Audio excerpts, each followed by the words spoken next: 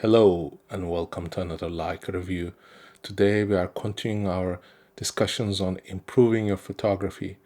And in this session, I'm going to share with you the books that I look for at photographers that inspire me and certain books that have made an impression on me. They're going to be in no particular order, but if you want to take your photography to the next level, it will be important to study the works of other photographers, especially those who have made a mark and became legend. Some of those I will not mention because you probably know them, like Corel's or other ones, but this is the ones that I think require specific attention. And those books I'm going to share with you are books that I've used and looked through many times. I have multiple copies of them, so some of them are gonna be wrapped. I take them to different parts of the world when I'm traveling, and I'll read them through. I look for different perspectives, and I try to look for those ideas that may come up that they may have used in the past, but that I can bring a new perspective in viewing those. Now, some of these are books that are going to be a little bit expensive if you're going to buy them, but they are a worthwhile investment because they are hardcover and they last a very, very long time. And they're going to be there for you, and they're going to be books that will give you inspiration throughout the years. And possibly it can be something that you can leave to your children if you have children, or people that you may feel that they deserve to have a book like this. So let's begin with no particular order. This one is Sergio Loren. It's a great book. It's called Vagabond Photographer.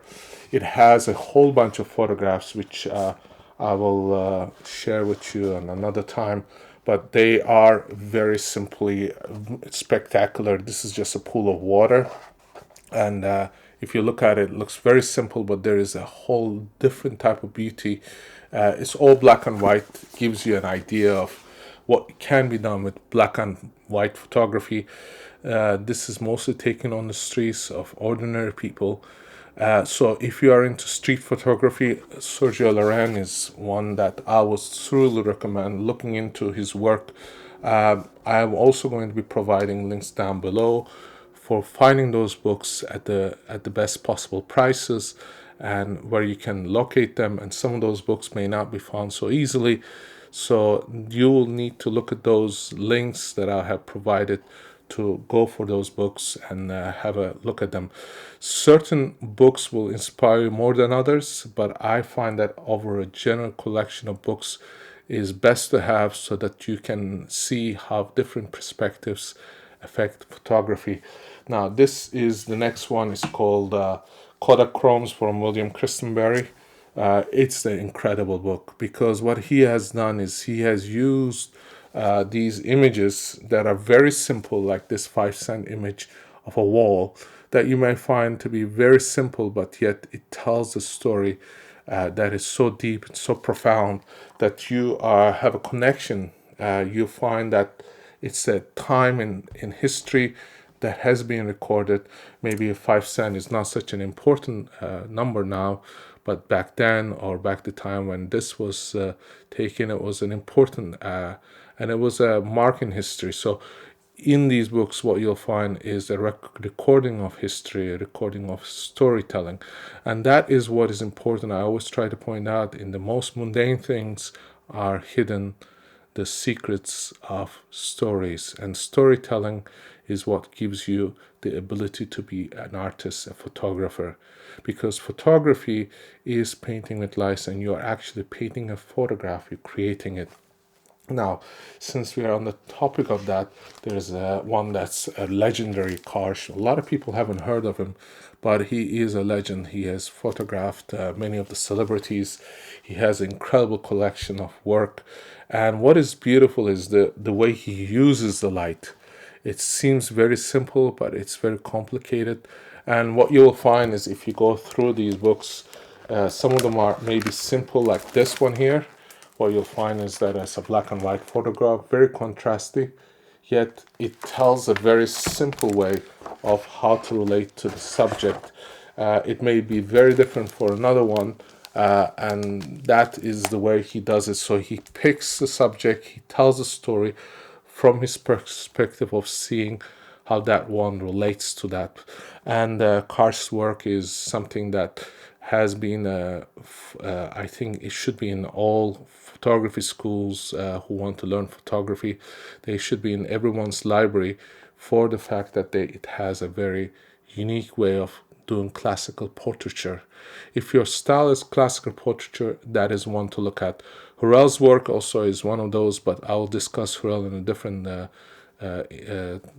video. But for this one, it is very important to look at that. Now, if you are one of those individuals who likes to shoot film or like black and white, there is nothing more important than, I think, Gregory Heisler. This man has photographed incredible portraits, and in his work you'll see how much detail, how much contrast, how much beauty has come out of human face, human figures. And his work is, I think, one that needs to be studied by everyone who's interested in photography. He has done some of the most important people. This one is Michael Bloomberg. You can find some of his work online, but most importantly, it's not looking at it on a computer screen, but having a paper print in your hand like this one that will give you the best idea, because you'll have the time to examine how each photograph was structured, where the light is coming from, how it was shaped, what kind of light did he use? Did he use a hard light, soft light?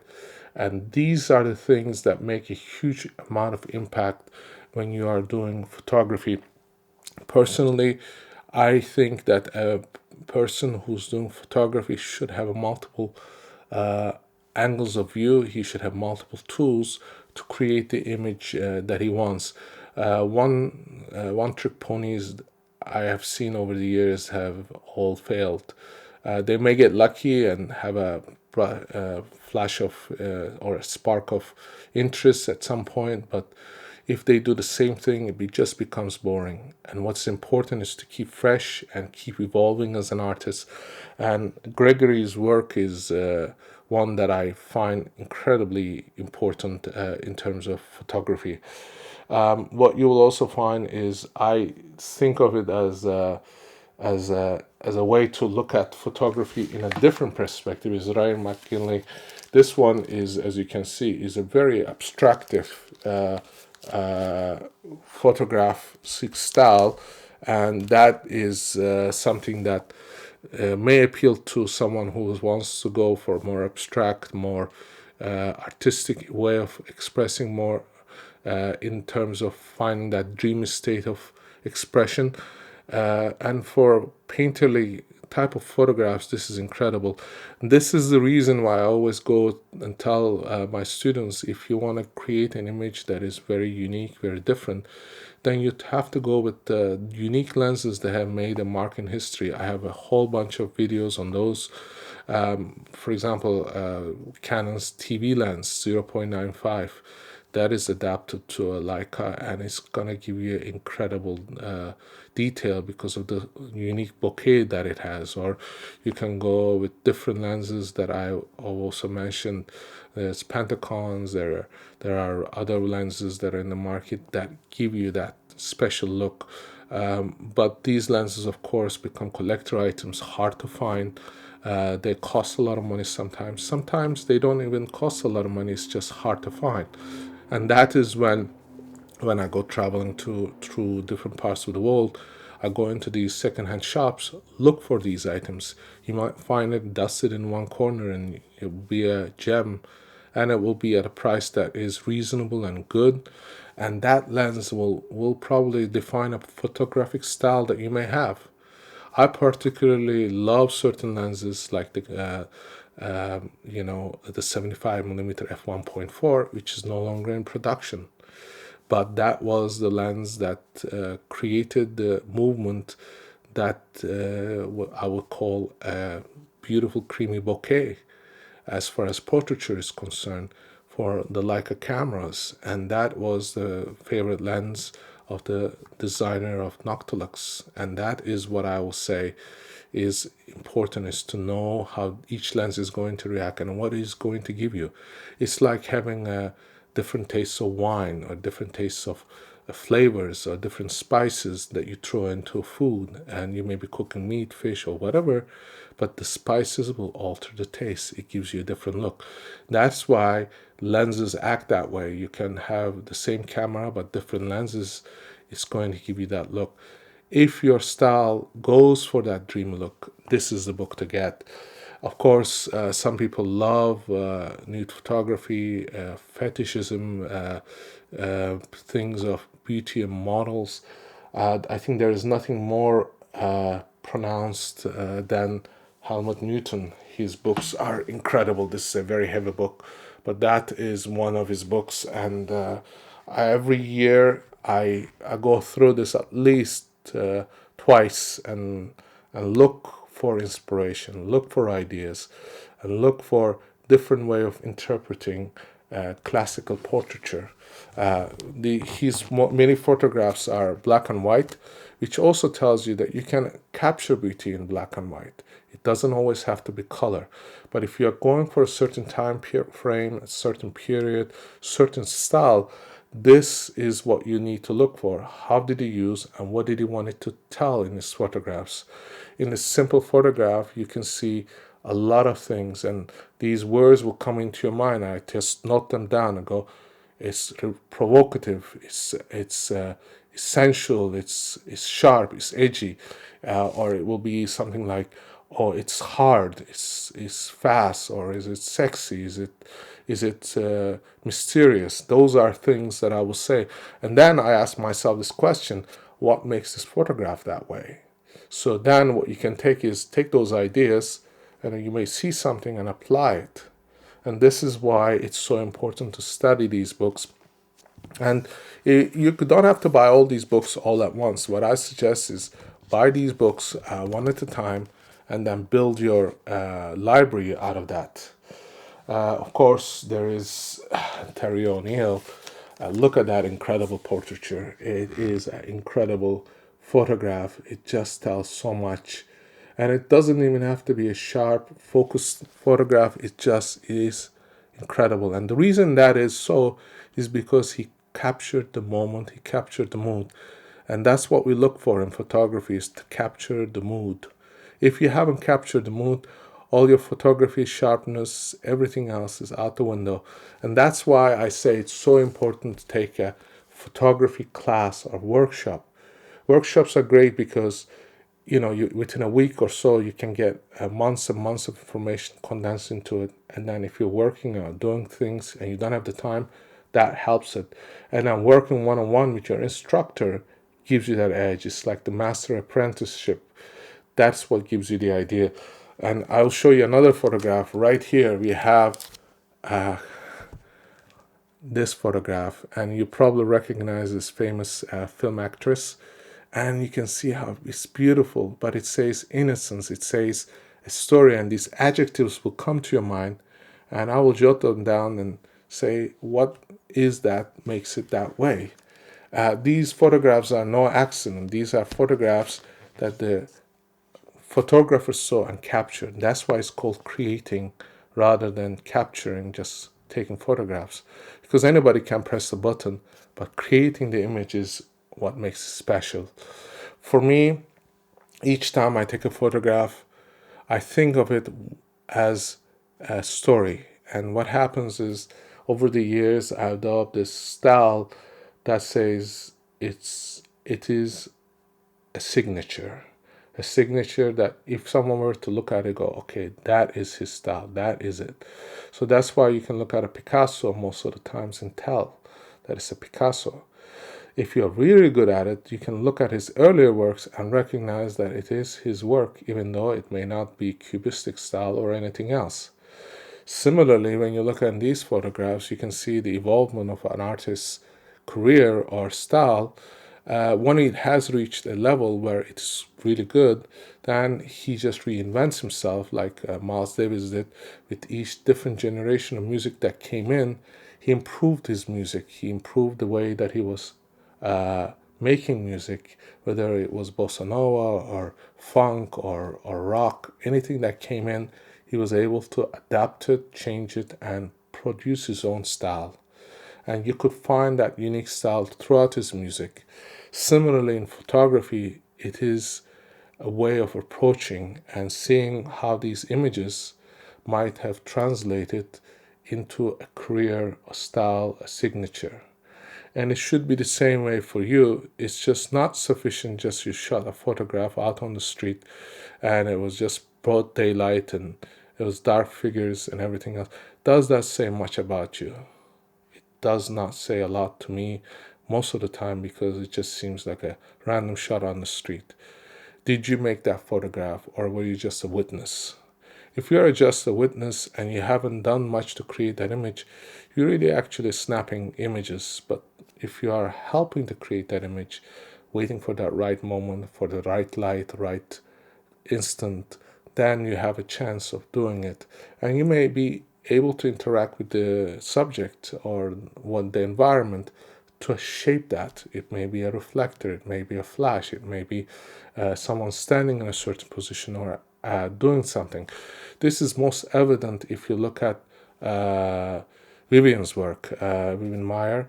If you look at her, she took photographs on the street, but she knew exactly when to press that button because you see the interaction of the person who's taking the photograph, you see the interaction of the person who's being photographed with the camera, and that translates into a feeling that can only be seen as an artistic style. This is why it's so important to study the works of other photographers. And final, and was I would say is a great work, is Hurst. And Hurst is incredible because 60 years of photography, and this is one of his great books. It was produced by Rizzoli.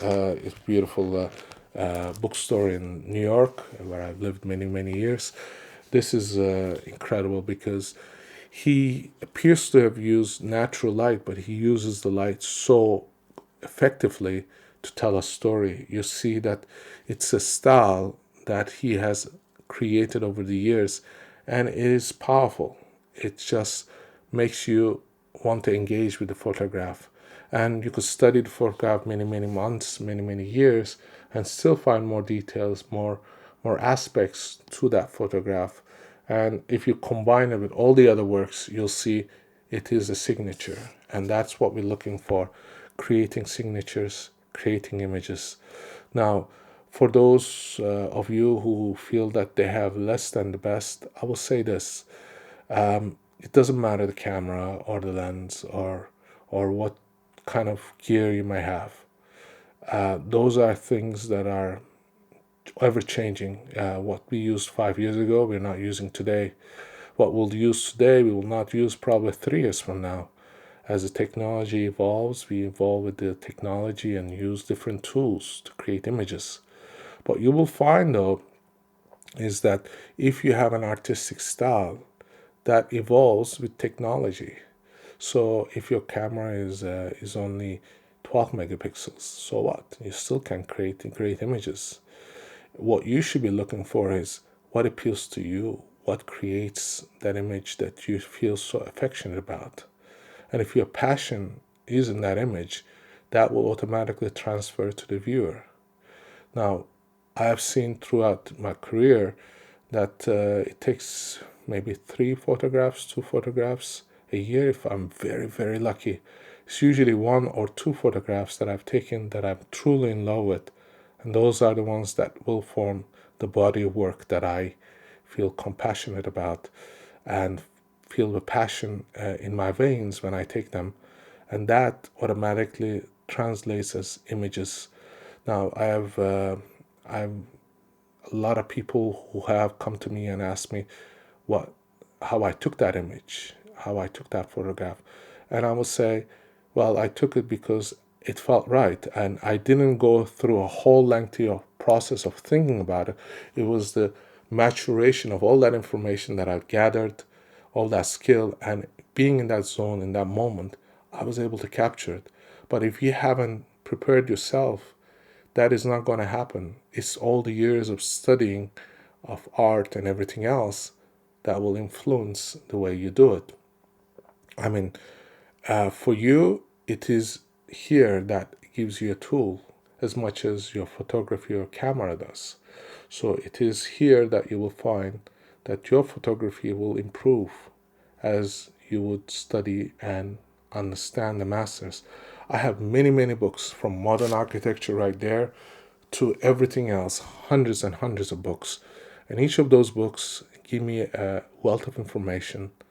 And in this day and age where the books are becoming less and less and bookstores closing down, it is your choice to know that you're not going to get it on that screen. That computer screen, is a vessel that is very limited. The limitations are such that you are not interacting with the image as it should be.